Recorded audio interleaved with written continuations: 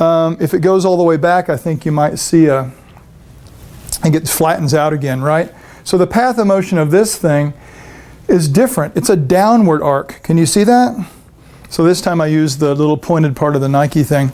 But it's a downward arc. Now that's very different because as it's moving downward, I'm pushing downward on this horizontal foot plate. And as it's moving backwards, I don't have the same forces at the knee anymore, because of pushing straight down on a not bent knee. So this machine, people just think it's all cardio stuff. That is not the way it works. The forces on the knee is different. But remember in the first one, a good exercise professional can manipulate those in the best interest of the client and the goal, right? I actually prefer,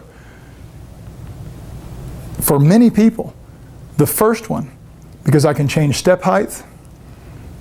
If I've got someone 90 years old, I can push the foot pedals all the way down to the bottom, and they can just do little things like this for 10 seconds. It's one of the many options. No options here. This thing has a preset stroke or stride length. Nothing you can do about it. Long legs, short legs. It gives those two tall and short people very different ranges of motion during the course of a single stroke. All right, this is everybody's favorite, and everybody's fallen for the deception of movement again. Oh, this mimics walking. Well, let's see.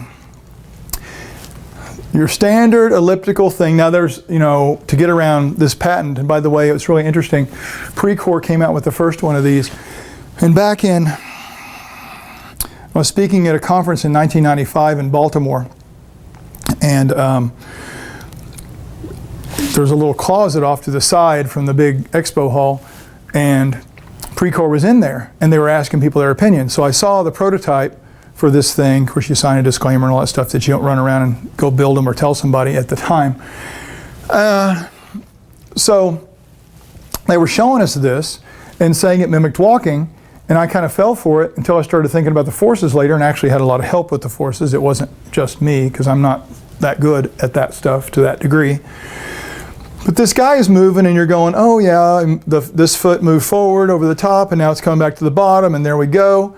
Oh, it's a pretty elliptical and it matches. Most people say it matches walking because they've been told it matches walking. I don't think anybody knows what walking looks like, to tell you the truth, at least people that are out there spouting this soundbite.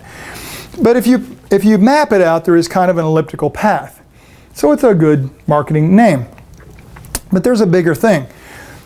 Can you see right there on the pedal? And you've seen them before. They have barriers on the front. This one even has it on the side so you can't slip off and get them caught between. But it has a thing on the front there. Now what is that for? So you can push your toe against it. So your foot can't slide.